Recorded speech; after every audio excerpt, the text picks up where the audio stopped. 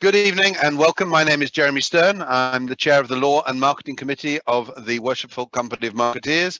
And together with the Stationers Company, we have organized tonight's session, which is about influencer marketing and getting it right. Now, the definition of an influencer is not that complicated. It's a person that has the ability to influence the behavior or opinion of others. Now, for most of this evening, we will be considering the behavioral aspects of influencers. Their ability, the role of celebrities, for example, and their adoring fans to get those fans to purchase products or services. But with a nod to the situation that's been going on in America recently, our last speaker will cover the topic of influencing of opinion in the world of top politics. And it is indeed very topical. Only today I read that the Ugandan government has banned all social media platforms in the run-up to a general election in order to avoid the possibility of adverse influencing. So the term social media influencer is a bit new, but the concept is not. The public have always followed people that they admire or look up to, whether it's Coco Chanel in the 1920s on the catwalks of Paris, or René Lacoste, or Fred Perry on the tennis courts and their eponymous polo shirts, or a martini shaken not stirred by James Bond. All of these are effectively influencers, but they're not the social media influencers we're going to be talking about tonight. What is different now about influencers is their makeup. They are many types, from genuinely talented people to those with just a selfie camera and a nice face, from those who are getting paid to those doing it for fun. And it's become a little bit of a Wild West. Could I have my first slide, please? Which is why the focus of tonight is on doing it right. There are rules, there are laws, and there are best practices that we need to follow. And so, next slide. So in this wonderful world where we have Facebook, Instagram, WordPress, Snapchat, and all the other social media platforms, we're going to deal with some of the complex issues that you as marketeers and stationers need to know about and make sure you don't fall into problems. So next slide, please. If you've ever heard of Molly May, she was a contestant on Love Island.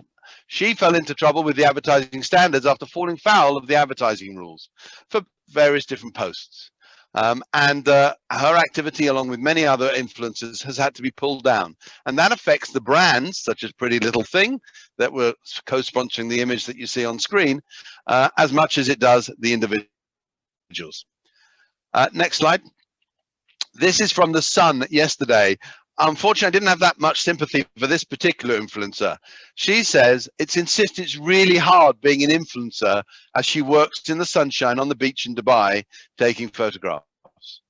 But that's not the only story about influencers. As we will hear from one of our own influencers on today's panel, there is a whole business and there is a whole legitimacy behind it. So let's get on to what the agenda is for tonight. Next slide. So I will be introducing the Master Stationer, the Right Reverend Dr. Stephen Platten, for a short introduction.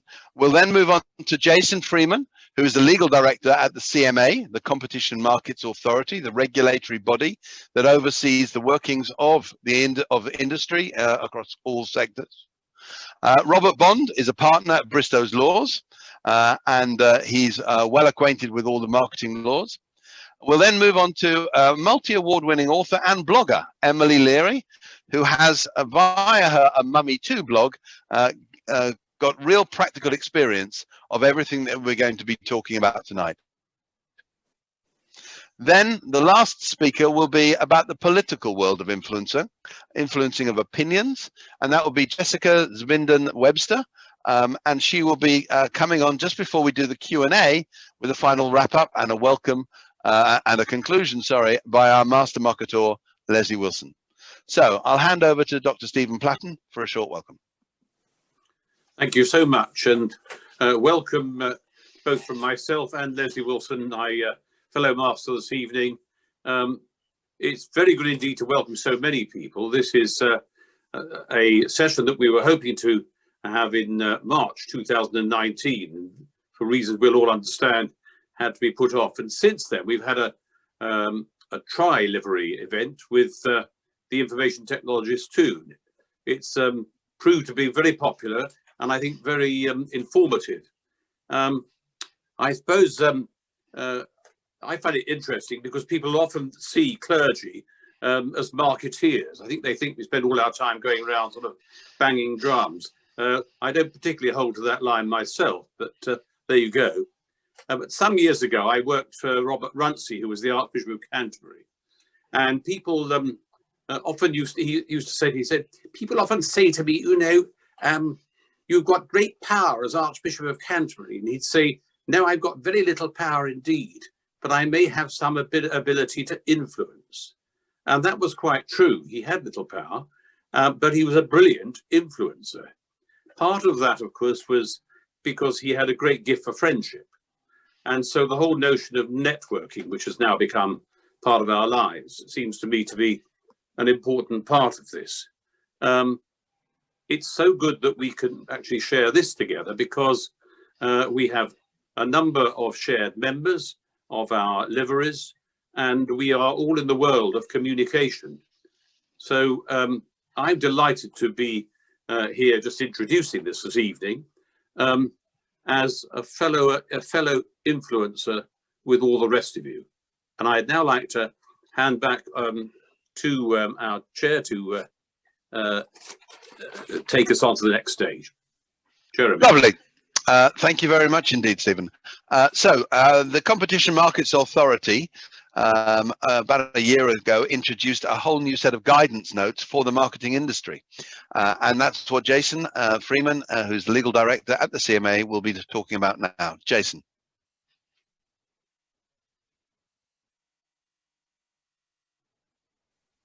Yeah, hello everybody. For some reason my technology just suddenly failed me. So hopefully you did see the slides which were on before. I'm going to attempt to share some slides again.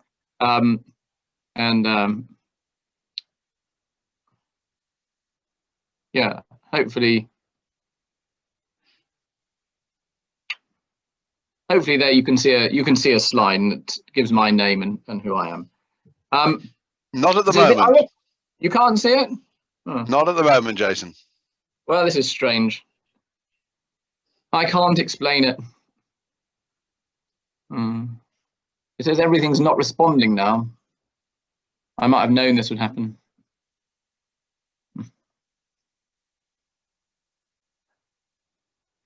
Lucy, I'm assuming that the participants can't see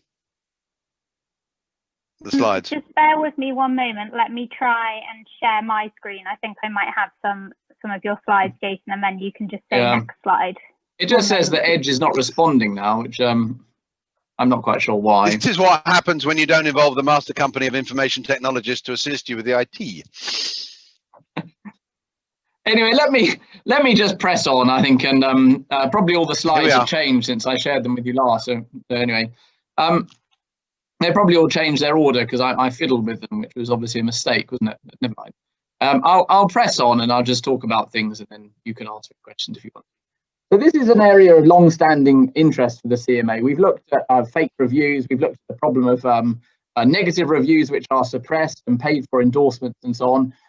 So this our interest in social media influencers and endorsers is one part of the bigger picture, if you like. And we've looked at all sorts of different people in the sector, whether it's brands, marketing, businesses, reviewers, and writers of reviews, which are either fake or they're endorsing something which they've been paid for. And of course, what we are worried about really is the effect on competition of a proliferation of fake or otherwise misleading reviews. So giving somebody a 5-star review in exchange for them giving you a room upgrade, for example, or giving somebody free gifts and influencing their opinion in some way can be a real problem, because of course it means that the review is no longer authentic and it's no longer accurate. It's just what somebody has written because they've been paid to write it. Now, in the ordinary kind of customer space, we wouldn't expect consumers to do that. Now, we do accept that, of course, in the more advertising space, there are people, you know, whether they're influencers or other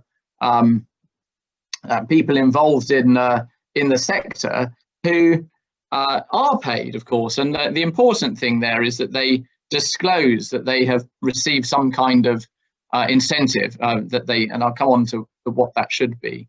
And of course, there are other problems as well around the market for fake reviews. So just to give you some background to some recent and current work which is going on in the CMA is around the market for fake reviews.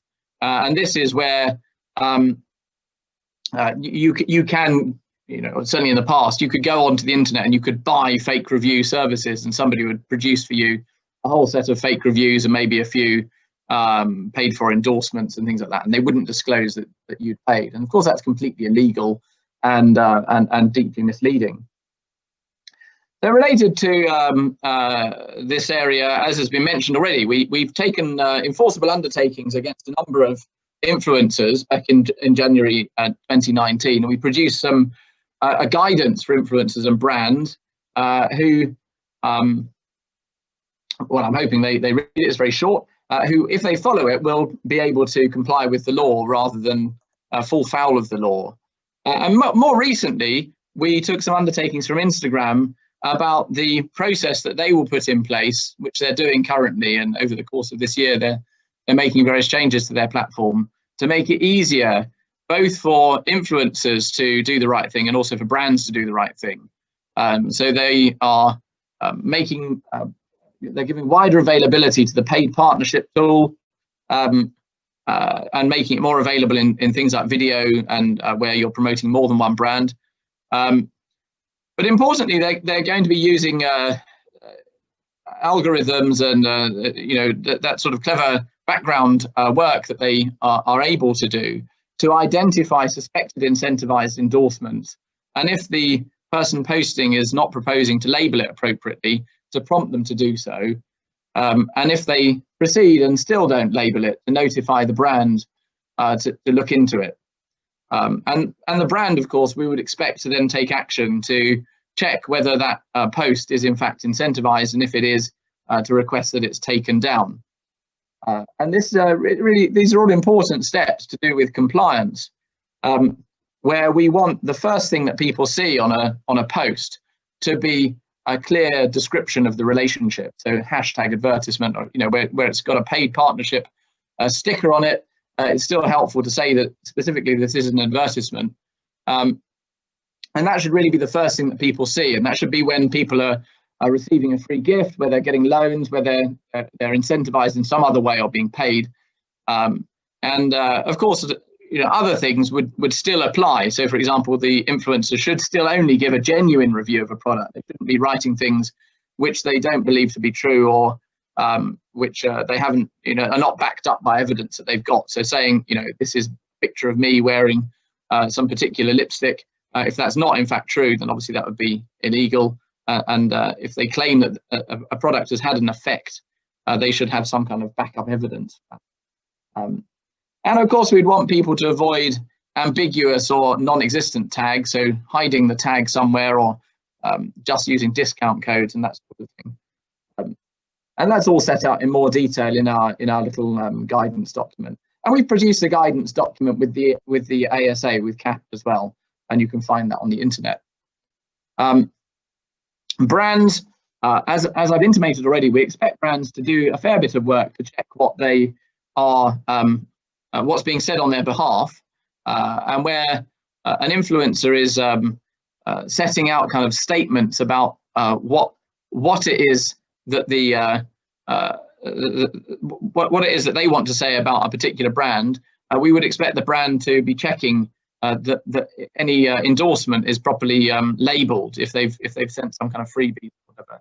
That does require a bit of record keeping, but I don't suppose that's particularly onerous, because all of these sorts of free gifts and payments are no doubt important business expenses from the marketing budget, and really people should be checking whether those freebies and payments are having an effect, of course. Anyway, there's a slide which hopefully you might be able to see, which sets out further information and provides a link to our guidance and the joint ASA guidance and a blog as well.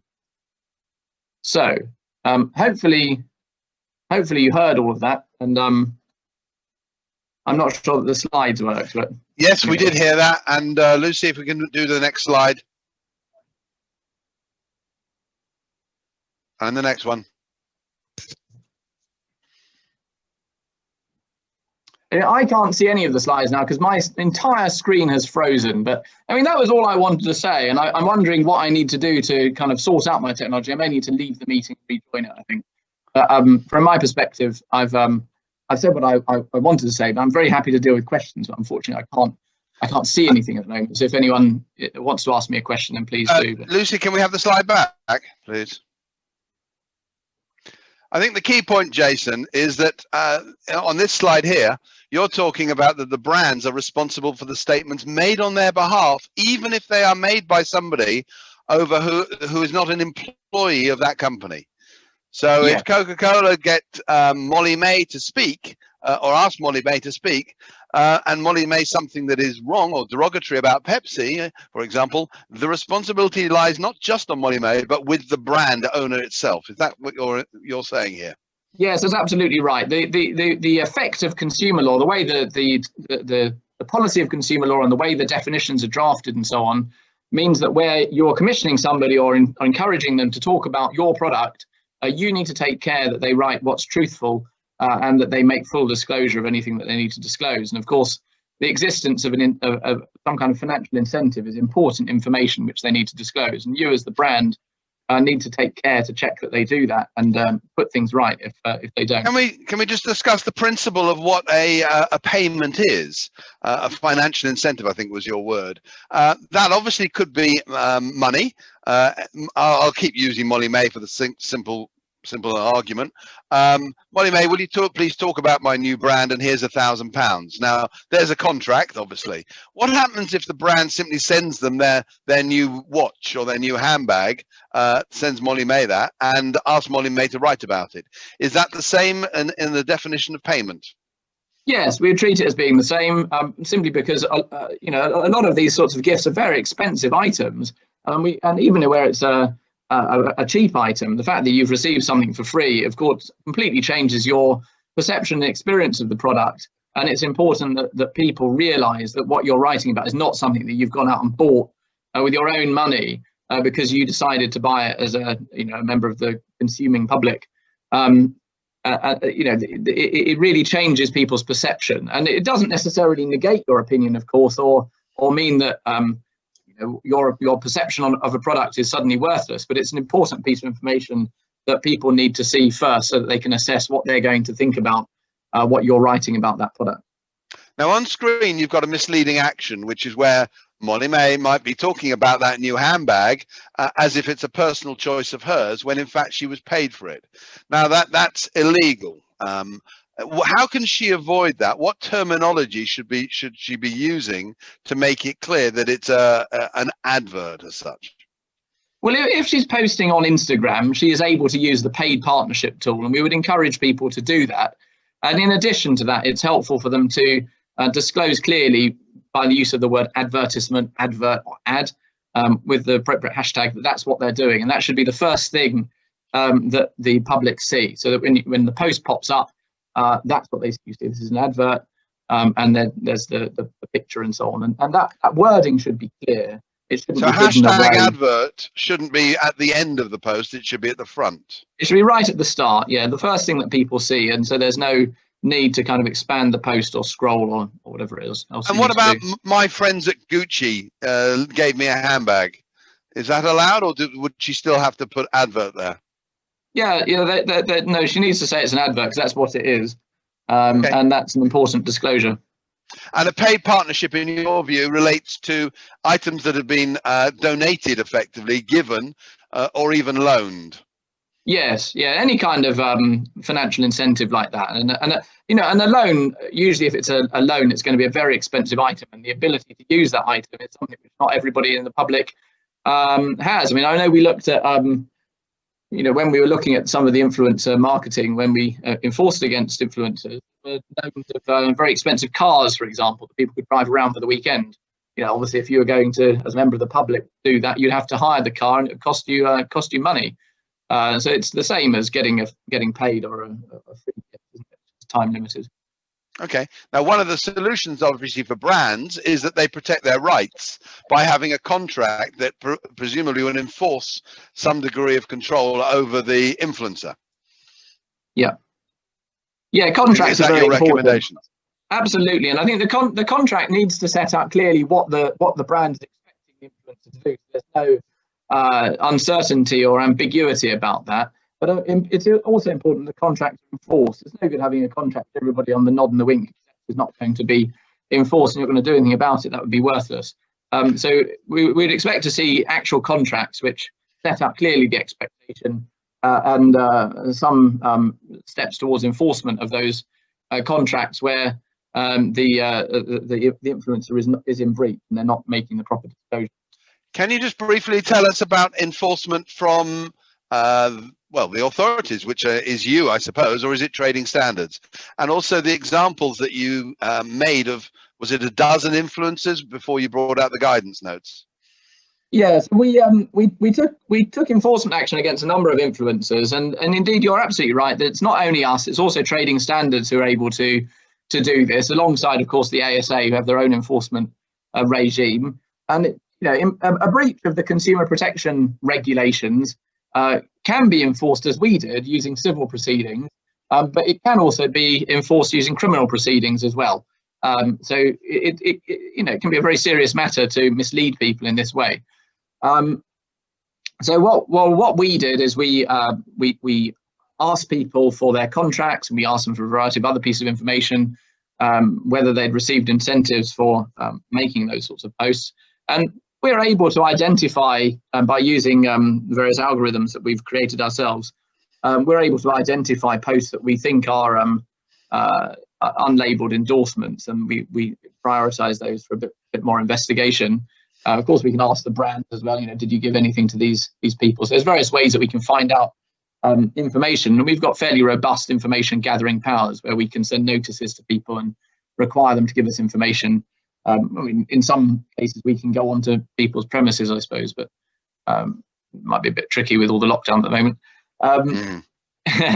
But nonetheless, we can do that. So we have, and trading standards also have robust information gathering powers. But obviously we'd hope not to have to use all of those. And then the next stage of the investigation is we'd ask people to explain what they think they've been doing. We'd listen to their explanation, and if we think they're in breach of the law, in this case, we ask them to give us binding legal commitments to not do it again, I suppose, you can put it that way. And we have since been monitoring and trying to ensure that people are compliant with the undertakings that they're given us. How many influencers were signed up to those undertakings, and how many have failed, in your opinion, to uphold them? How many was it now? This was was it about 20? 16 celebrities. So I just had to quickly check my notes. So 16 celebrities in that particular investigation, and obviously we have an interest in making sure, as I've said, that the platforms do the right thing and also the brands do the right thing as well. So it's not all on the influencers, but it is on the influencers as well. Okay, a question's come through, which is relating to how do you separate an influencer in the context that we've been discussing from a journalist writing an editorial piece because they've been taken to a new Hilton hotel that's open in the Cotswolds, or Jeremy Clarkson trying the new Range Rover, or even a theatre critic who's given free tickets to go to a premiere. Yeah, I mean, I think as a starting position, everybody needs to make proper disclosure. Where somebody's a journalist, they've got their own regime for compliance, and I think that regime would similarly require them to make this sort of disclosure, because otherwise their journalism would be misleading. They shouldn't give the impression that they're just an ordinary consumer. So they should be making clear that their editorial content is, it contains material where they've received freebies, or they've analysed the thing and tested it in that way. Have you ever seen a theatre critic saying, and these tickets were supplied free by Apollo Theatres? Yeah, I think there's also a question about where things are obvious. I mean, if something is obvious from the context, that this is a what people are very clear what's going on in the situation, then that's one thing. I think the difficulty with posts which one sees on social media is it isn't clear from the context. If something appears in a newspaper and it's manifestly a review of a new production, that's one thing.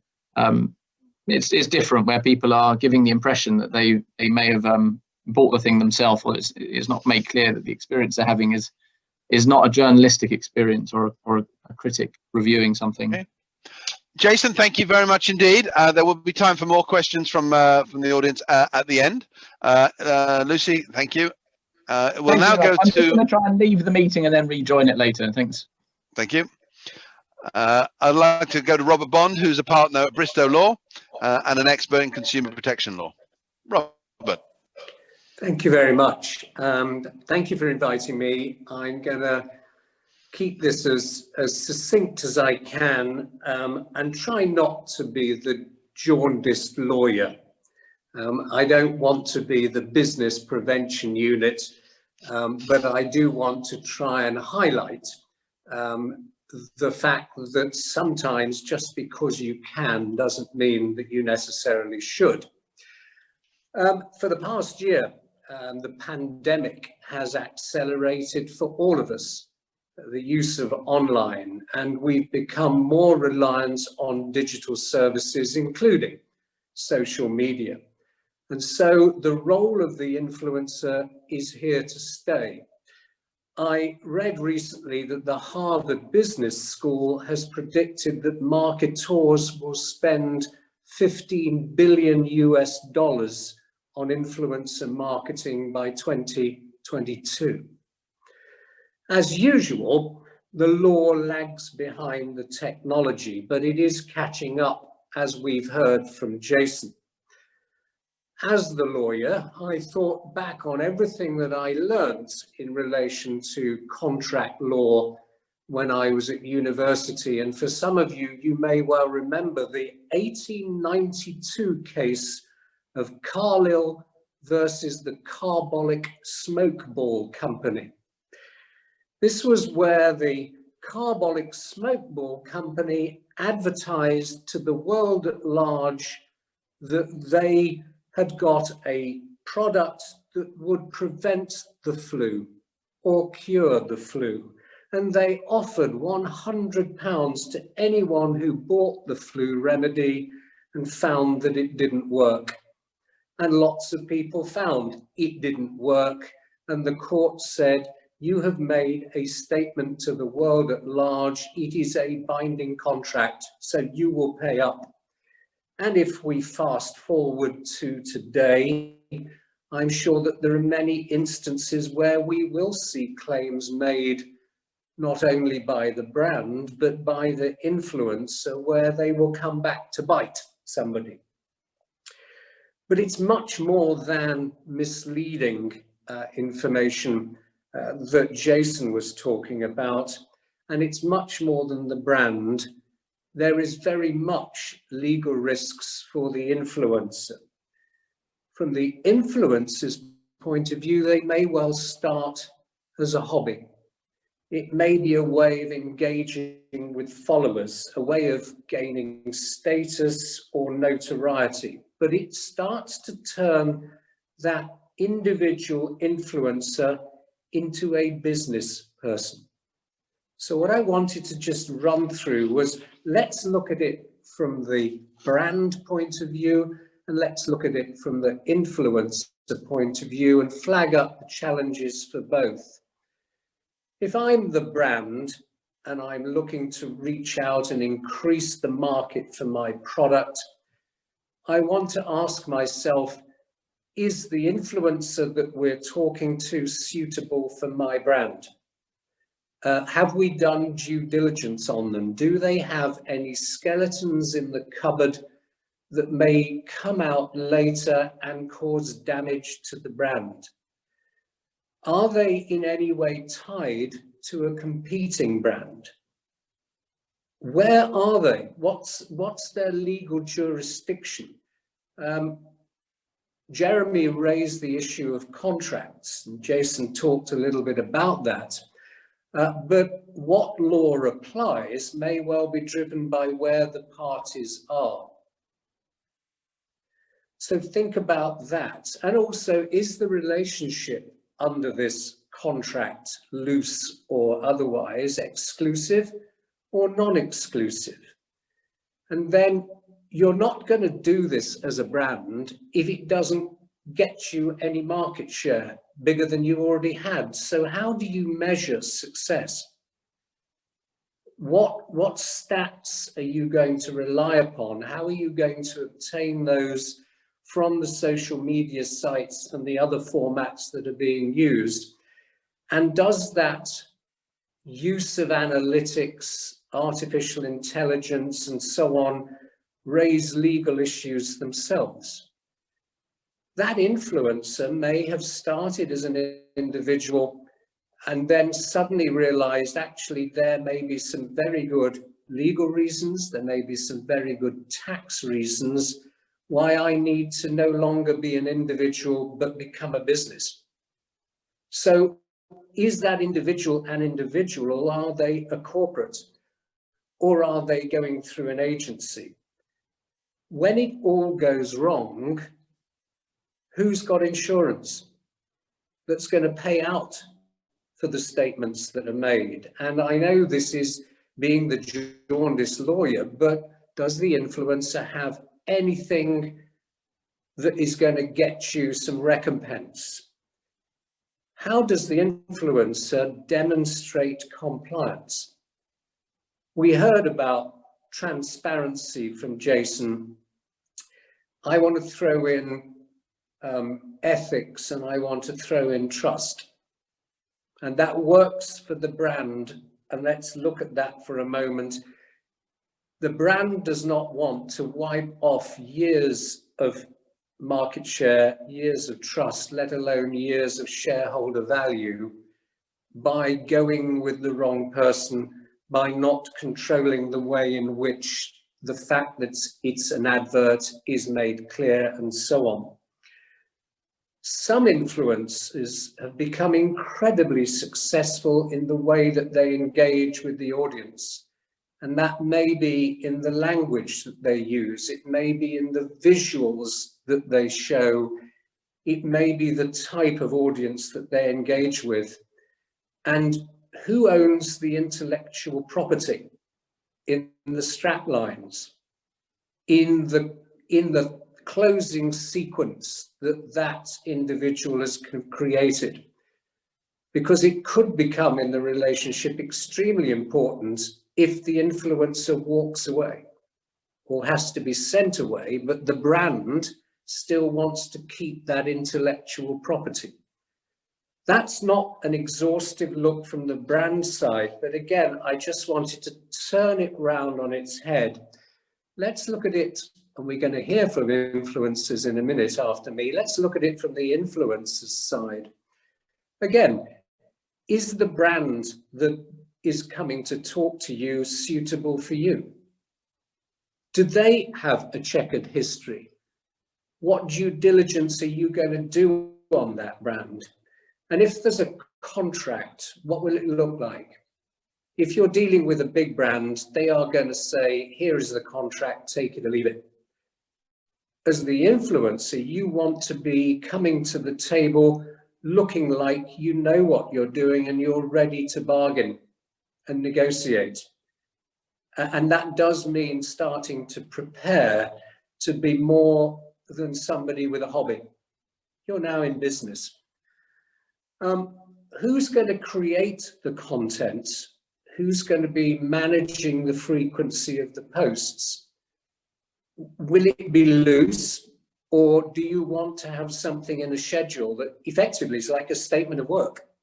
This is what we're going to deliver, how often we're going to deliver, on what platforms, how do we review the strategy?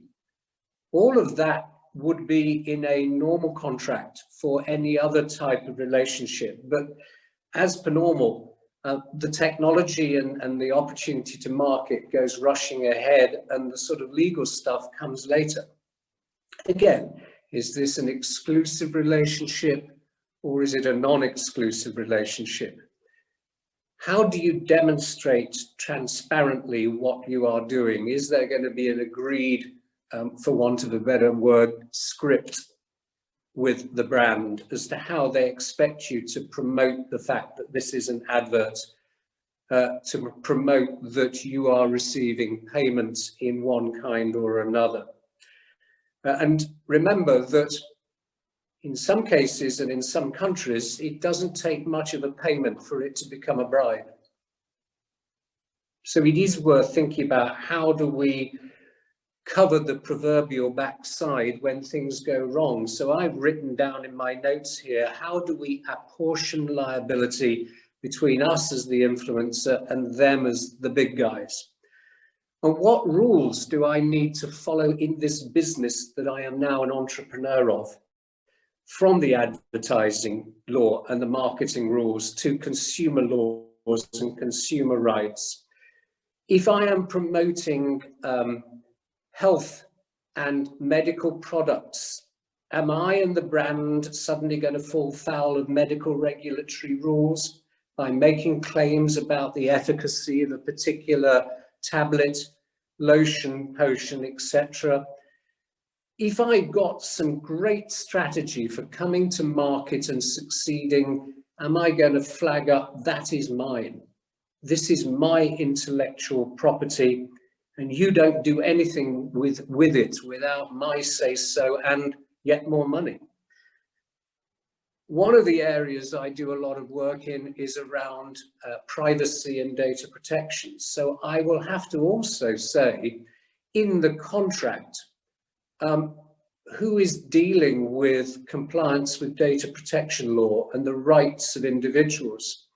If genuinely you as an influencer are now a business person and you are collecting, storing, sharing personal data that identifies your followers, the marketing manager of the big brand that you're dealing with, you are subject to the data protection law. Have you registered with the Information Commissioner's Office? It might only cost you £40, but not registering is a criminal act.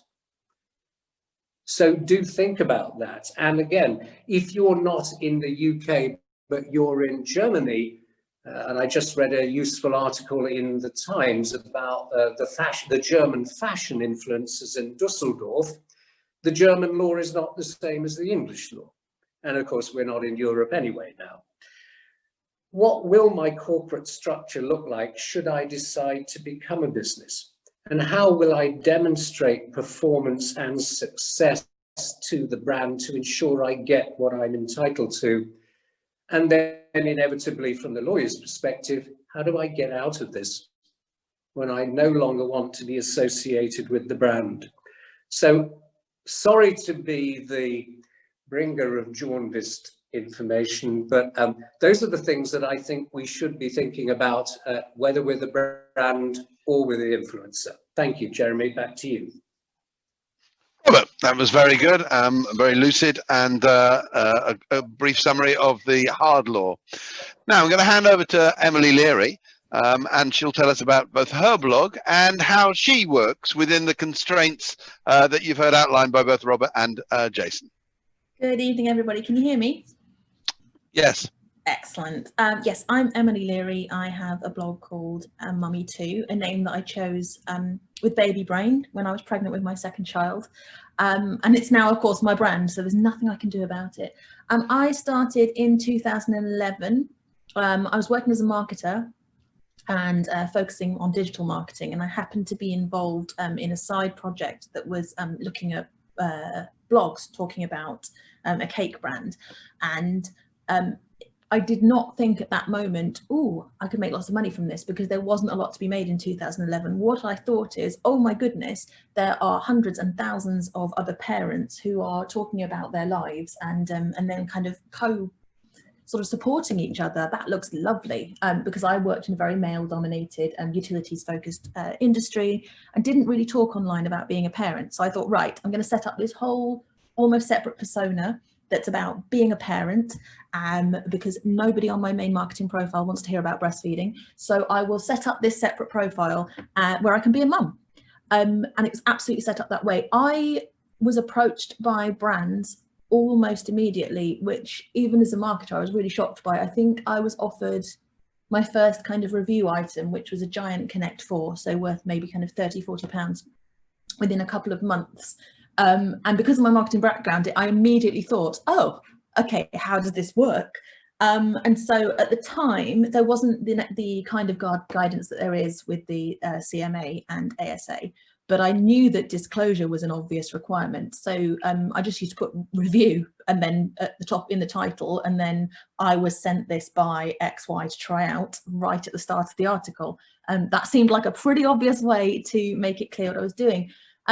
Fast forward a couple of years and I'm still working in marketing, but very, very busy with requests for brand partnerships. And by that time, quite focused on food in terms of what I was writing, and had gained about 60,000 visits a month to my website. I thought, I think I can make this into a business, and I'd like to be home with my kids more. So, so I quit my job, much to the terror of my mum and mother-in-law, and went full time, because really I knew that you can't do a project properly in the kind of the hour between the kids go to sleep and going to sleep yourself. So that's when it really became a business for me, although because of my background and also because I am quite pernickety, I was already quite systematic. And what differentiates what I do as an influencer from what some people think of as influencers, such as Molly May, is my content has always had an intention of being useful, and that makes it much easier to work with brands. And I just wanted to touch on that first, because if you're just in Dubai looking beautiful in a bikini, that's kind of interesting, or it's not, and they might want to know what bikini you're watching, and there's opportunities, of course, to sell that influence to brands. But what I do is I put together advice. So even if I wrote about going as a family to the local nature reserve, then I would include opening times, closing times, changing facilities, and that kind of thing. And so once I moved into food, then I talked about recipes, and naturally I began to talk about brands that I had a relationship with in terms of I was buying them, and I really trusted Dolmio, or I really trusted this particular food writer. And so when brands started to approach me about promoting, it was very obvious to me that it just needed to slot into that. So if I'm always talking about kind of my favorite chocolate and my favorite way to do this or that, then if somebody approaches me with some brand new canned tomatoes that are very exciting for some reason, then it's very easy for me to say, this is an ad, and I'm using this brand of tomatoes to make this spaghetti bolognese recipe. And then the reader really has the opportunity to say, okay, this is an ad, but it's still an interesting spaghetti bolognese recipe. You can tell me why you think these tomatoes are, worth picking up next time in the supermarket. But also, if I want to stick with my Tesco's value tomatoes, I can do that too. And for me, that is absolutely fundamental to the way that I work with brands. If I was offered, I don't know, a £2,000 gold watch to review, my readers wouldn't be interested, because I don't talk about watches, and I also don't care about watches. I don't wear one. So if I was suddenly pretending to have expertise in watches, I think it would stand out. And one of the questions that I kind of had in my initial notes that I know people want to do is, where's the value for brands if you stick a great big ad on the top? Doesn't that just mean that, somebody scrolling will go, oh, ad, ad, ad? Well, the value that I try and deliver is you get a beautiful recipe shot, or if it's more lifestyle, then you get washing machine photographs, and you get my story, and you get something useful. So you get how this is useful for a big family, or you get that recipe, or you get something that makes it useful no matter what. And I have found that my readers do not mind at all. In fact, my highest engagement on an Instagram post in 2021 so far, which isn't very long, but bear with me, is actually an ad that I posted yesterday. It's doing really well because it's a beautiful recipe, and that's all that's required. People are quite happy, and it's got the paid partnership tool, and it also has ad as the first letters that you see. I did want to touch on something that I think is really funny, and I don't think that many people in the CMA or marketers or lawyers necessarily realise. Ad posts are often disclosed with #ad. Now, the history of that is that ad disclosures used to be hidden at the end of posts. And the reason that they were hashtagged is because it made them almost invisible. Because what do you look at? If you read a post that says in Dubai, it's absolutely beautiful, you know, #beach, #sun, #this, you don't read those hashtags because that's not the content. You assume those hashtags are there for a search function. But the reason people used to put #ad was because it would almost hide it. So they felt they were ticking the box, but hiding it.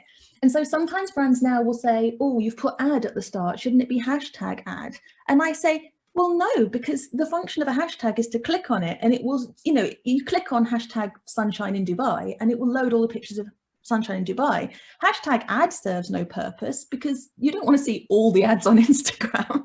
So it will be irrelevant to the reader. So I don't use the hashtag, and I find it fascinating that it's become adopted by the marketer side and the legal side, when actually, you know, it was invented by the influencer and the probably more shady brand side to hide disclosure. So I just wanted to get that out there. I had loads more notes, but I'm not sure how long I've been talking. Tell me when to stop.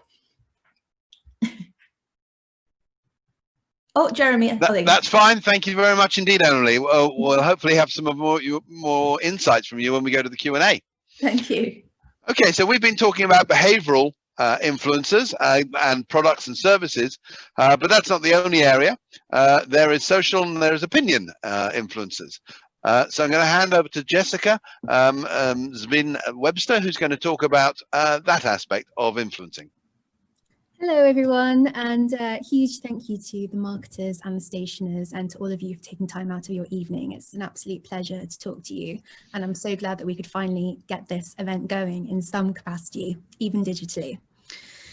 So, you know, during 2020 and 2021, I think that social media began to permeate all of our lives more than it already did. We became used to seeing our colleagues' faces and politicians' faces via sort of blurry home videos, sometimes for the better, and we were all tempted not to tell people when they had left themselves on mute. But with our lives socially distanced, digital communications and influencing have become so crucial to so many different organizations. Businesses have adapted, and one whose reputation has one of the highest stakes at the moment is the House of Commons. Because though it may not always seem like it, every MP's office is effectively run like a small business. And Parliament is the kind of umbrella under which they work, a sort of extravagant hot desking space, if you like. Now, my job as a digital strategist in Westminster is to work with politicians and social media. And I want to talk to you about the role of digital influence in British politics, specifically over the last 15 months, from the 2019 general election through COVID and looking to the future. And hopefully by then we'll all be on a beach somewhere exotic, one can dream. So I should state now, for the sake of transparency, that while I work with various political figures of various political sympathies, my work is predominantly with and for the Conservative Party. However, this topic does transcend party politics, so I hope that you'll bear with me if I tend to go a little bit Tory-centric. It is an occupational hazard. Now, the 2015 election was the first real digital general election, if you like. We saw the first sparks of a digital focus that was hinted at but never fully realised. There was the Millie fandom on Twitter. I don't know if anyone remembers that. And there were also efforts from all parties to convey the principal points of their manifestos. But broadly speaking, the political digital environment was pretty uninspiring during that year. But in the 2017 snap election, the Conservatives were thrashed online, but they still did better than expected engagement-wise, which Labour hadn't counted on. Labour, on the other hand, excelled on social media. Jeremy Corbyn, or his team, had worked out how to appeal to younger voters with a video-focused social media campaign and by roping in influencers to spread their message online. Everyone from rappers to actors endorsed Corbyn, whereas Theresa May was still figuring out how to use Instagram. There was a clear digital strategy, but ultimately, as we know, it failed to make the impact that was desired for the government or for any other party. Now then, the 2019 snap election was the game changer. Labour had established a really good track record of online engagement, and they were confident they could build on that success. Their tactic was to market the party leader as something of a digital influencer that he had already become. Though nobody was really clear where he stood on the catalyst that was Brexit, least of all Corbyn himself, one thing could not be mistaken. Labour was Corbyn, Corbyn was Labour.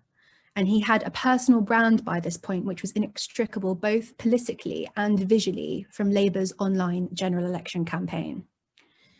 Meanwhile, the Conservatives armed themselves for the digital election that was to come.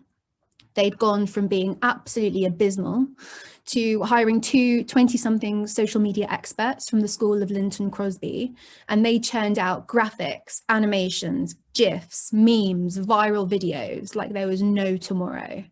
They posted on Facebook in excess of 20 times a day, whereas in 2017 it was around 3 times a day. Meanwhile, Labour upped their 2017 average of 14 to 17. The Conservatives also employed a new digital strategy, the likes of which hadn't been seen before, to connect with the electorate and market themselves online simply by having fun. There was the viral video of Boris Johnson knocking down the brick wall with his bulldozer. There was the seasonal spoof of the scene from Love Actually, where the slightly problematic bloke tries to woo Keira Knightley with the signs that he's written on. So the Conservatives parodied it, taking advantage of the Christmas election, and they redid that scene and wrote campaign pledges on the cards and ended with the Hollywood tagline, "Vote Conservatives actually." It was December, everyone had had it to the back teeth with Brexit, and something as lighthearted as that was begging to be shared. But even before that, there was one post which set the tone for this new campaign direction, and it came in the form of a Twitter graphic. It was an amateurishly sort of black and white image with "MPs must come together and get Brexit done" written in Comic Sans of all fonts. No explanation, nothing else. It looked like something I could have knocked up on word art as a kid. And its quality was so poor that it absolutely looked like it had been posted by mistake. So thousands of people jumped on the tweet, including opposition figures who revelled in mocking it. And it was only later that the penny dropped. The Conservatives were poking fun at their previous social media failings, and the opposition had inadvertently spread their message to millions of followers. This moment marked a new direction for politics and social media. It was smart, it was self-aware, and this wasn't the type of punchline viral content that we were used to. It wasn't political posting. This was political influencing behind viral digital content. Now, post-election in 2020, the new caucus of MPs only had a couple of months to get going before they had to abandon their offices and work from home due to the COVID-19 pandemic. You might remember me referring to MPs as mini businesses before, and like any business, MPs run on a budget. An independent body regulates what MPs get to spend on staffing, but it is up to them how they spend it. And at the start of this year, as the pandemic took hold, there was an enormous hiring drive for communications and social media experts within the House of Commons. MPs, both established and new, knew the importance of a strong digital presence in connecting with the electorate. But what was the tone that these MPs adopted on social media, in between reposting the government message to stay at home? In short, unprecedentedly informal. Like those successful posts during the campaign. It was suddenly okay, even encouraged, to be tongue-in-cheek and informal on social media. Using the formal language we traditionally associate with Hansard and politicians for anything other than a matter of national concern suddenly seemed a bit out of touch and even a bit awkward. And as the pandemic became less of a shocking event and more like normal life, politicians used Twitter as if it was less of a professional platform and more like their personal social media that just so happened to be predicated on their job. It was okay to share a cat video if they really wanted. I mean, whatever gets you through lockdown. So this new relationship between elected officials, social media and constituents has been the lifeblood of political communications during the COVID-19 pandemic. Without the shift in formality that took place in 2019, political social media would be a pretty depressing place today. In periods of social isolation, people are looking to their timelines for genuine human connection. They don't mind seeing the odd government retweet, but the data from my own work tells me that people are much more interested in seeing what their MP is doing on the weekend. They want to see Scrabble, they want to see sourdough, they want to see a muddy spaniel after a country walk. And these posts are the way in which politicians can build connection and therefore influence online in the present and in the future. It doesn't matter that this kind of content would have come across as unprofessional or even self-indulgent a few years ago. The digital world evolves at an accelerated pace. And as we've seen in prior elections, those parties who don't keep up are left behind. And this leads me to my final point. How will the growing importance of digital influence in politics affect the politicians of our future? Will the archetypal politician, a technophobic old man in a blazer, be replaced with a photogenic, tech-savvy counterpart? The latter are already clearly an asset in the game of winning digital elections. Are they the answer to engaging the allegedly politically apathetic youth, as Gen Z, who have never known life without the internet, start lining up at the ballot box? At the process of candidate selection, how much will the ability to digitally influence be favoured over simply being politically engaged or having good party connections? But with parliamentary privilege potentially contradicting industry guidelines, like those that have been outlined in this talk, what does this mean for regulation of these hypothetical future political influencers? As social media mushrooms from communications tool to a way of life, so will digital influencing in politics. The big question at this juncture is how, and it's a question I invite you all to mull over, and I'd be really interested to hear your thoughts. Thank you. Jessica, thank you. That's certainly a unique and special angle on the role of influencers on our daily life and on politics. And as you actually commented, political advertising and political comments are outside the remit of the Advertising Standards Authority, and Jason, I assume outside of the CMA as well. Yeah, we probably wouldn't look at political advertising unless it crossed the line into somehow commercial advertising, which it probably wouldn't. But No. our remit is about commercial advertising. Lovely. Okay. Thank you very much to my panelists, to Robert, to Jason, to Emily, to Jessica. Now we'll go to questions. So you can put them onto the Q&A at the bottom. There should be a Q&A, and we have a number of questions there, but some are also on the chat area, which I'll try to bring across. Okay, the first one is from Jill Jones. Where are CMA regulations mirrored in the world? Where are regulations even more stringent?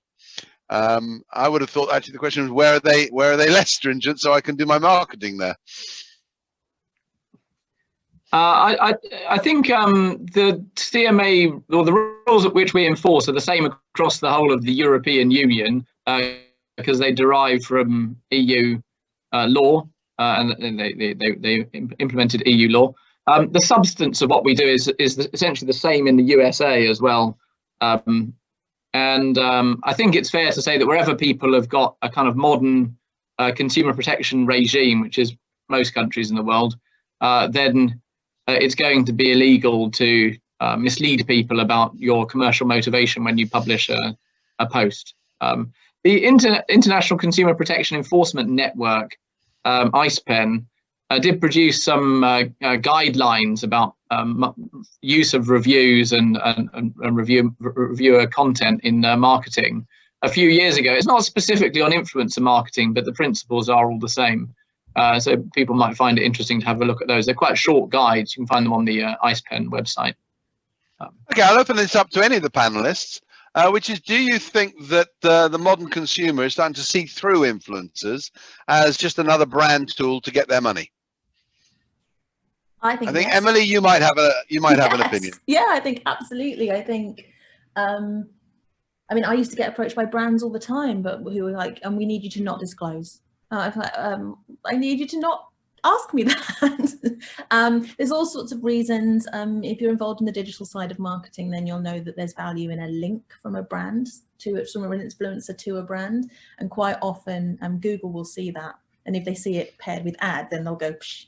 So quite often, you know, you'll get requests like that. But there are all sorts of things where, you know, brands used to not follow the rules, anything like now, where brands will say, oh, and just to check, you will be disclosing right at the start, which is great. But yes, there's been so much poor kind of activity that absolutely, you know, people are seeing through it. Plus, if you say the word influencer, most people will imagine somebody kind of, you know, very privileged and probably white and female, which is problematic in all sorts of ways. And actually, you know, the influencer landscape is incredibly complex. And there are lots of men as well, I should add. The gaming influencer marketplace is huge and mostly male. Robert, do you see through the influencers that come onto your screen? I think that there is part of the marketplace where consumers understand the role of the influencer, but I think there is still a large portion of the consumer marketplace where everybody still hits the whatever button, the instant gratification button, and doesn't really take a view as to whether it was a paid ad or not. And I do think that is one of the interesting things that at some point will catch up with what's going on, and that is, given that it's very difficult to control the age of individuals who are accessing social media, at what point are we going to find that there will need to be more focus on the age-appropriate approach to what is being done by an influencer? And again, you know, I'm looking at this from the how do I as the brand and how do I as the influencer protect myself against some other regulator jumping in and saying you're not following the rules. Well, one of our attendant or audience has indicated that the UAE have tougher rules because they've created a register of influencers. How that works when we're operating on the global web, the World Wide Web, is it would be interesting. Okay, another point from Tony Ash has been about transparency. Could we define transparency? Jason, I suspect you're probably just going to refer us to your CMA guidelines online, yeah? I could do. You can have a look at that. I think I'd reiterate the importance of making very clear upfront, so the first thing that people see is that it's an advertisement is the key to transparency. I'm sure this question is not motivated by a desire to kind of find the loopholes, but I think I've spoken at a number of these sorts of events, and some of the questions which I get seem to be motivated by a desire to kind of find loopholes, where people say, okay, do I need to say such and such? And I think the answer to that is, look, you should err on the side of being upfront and clear with people. I think people deserve to have an authentic experience, and that doesn't include being tricked as to whether something is marketing when in fact it is, and it's presented as if it isn't.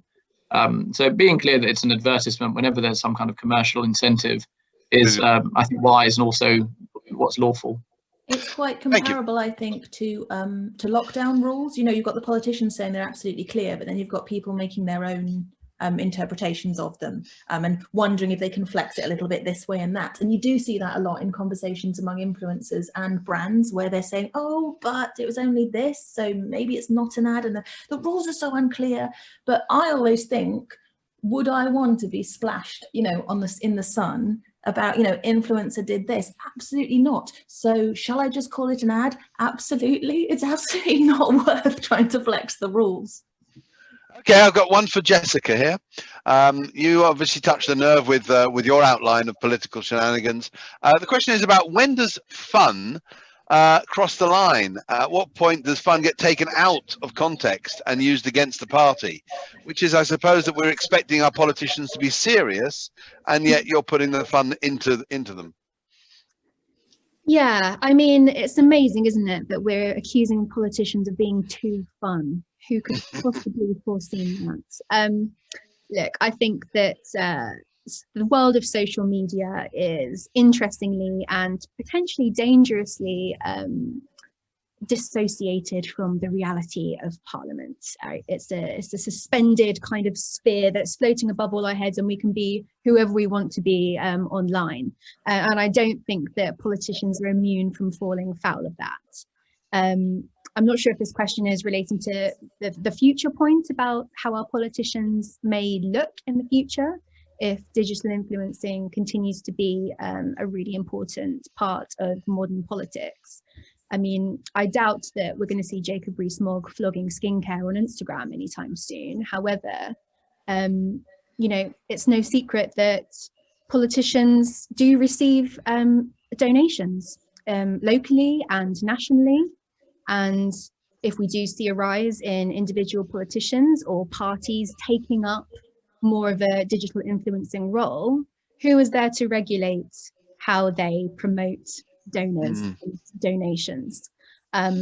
Whether that's in a masked way, as I alluded to before, you could dismiss it as just fun and games or just part of the game.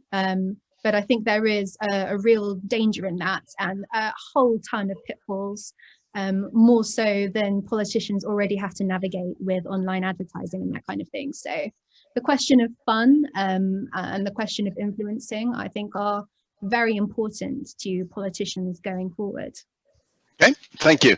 I'm not sure who to direct this one at, which is, what is a panelist opinion of artificial intelligence being used to create or to respond to posts? So that's bots. We've heard from the other countries, China, Russia, have been using bots, but are they in use as well by brands to respond to posts or to issue posts? Any opinions? I'm happy to take that one. I think it's inevitable that we will see more use of artificial intelligence. And as I said earlier, when I was doing my bit, as per normal, the technology is always ahead of the law. But again, the regulators are already, even this month, looking at how they can control the use of AI for positive outcomes. So that's not saying there's anything wrong with using bots and using AI to respond, define, etc., understand attitudes.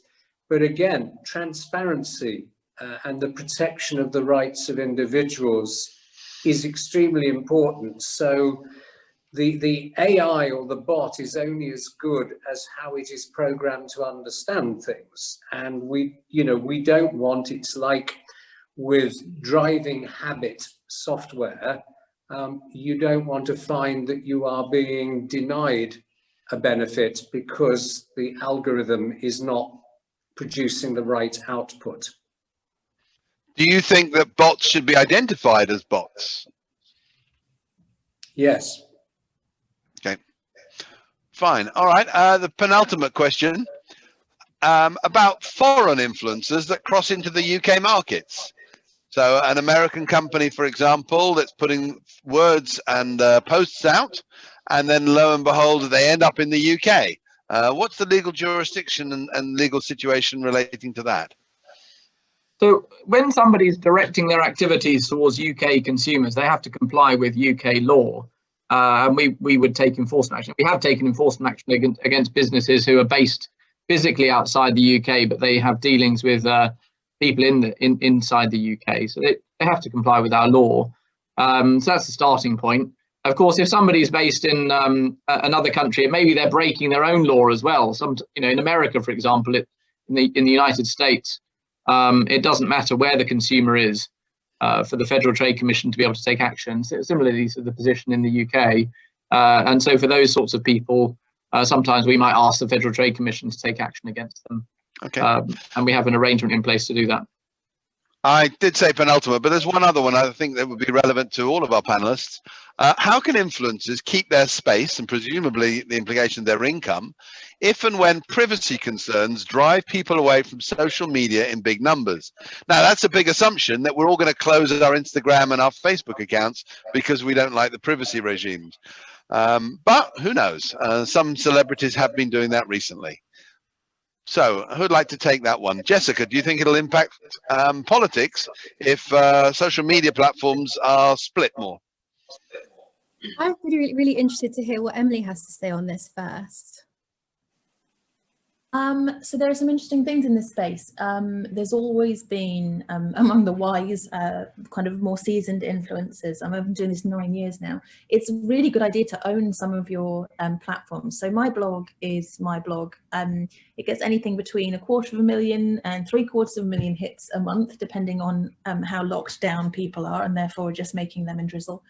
And it's mine. So they can't take it away. If they shut down Twitter, yes, I lose those 40,000 followers, but I don't lose my my website. And my website makes money independently of partnerships with brands as well. So it makes money via display advertising. That's absolutely crucial, that you own some of your own things. Influencers are also diversifying. So, you know, you don't put all your eggs in one basket, because yes, if YouTube explodes tomorrow, the vloggers need somewhere else to go, and they would very quickly. I mean, an unfortunate example, but if you look at the shutdown of Parler, people immediately went somewhere else for their right-wing chats. Okay, Jessica, Robert, Jason, any final thoughts? Not from me. No, fine. Thank you. Okay, lovely. Well, on that note, I'd like to hand over to Leslie for the final words. Okay, so it just remains for me, everybody, to really just to wrap up and say some thank yous.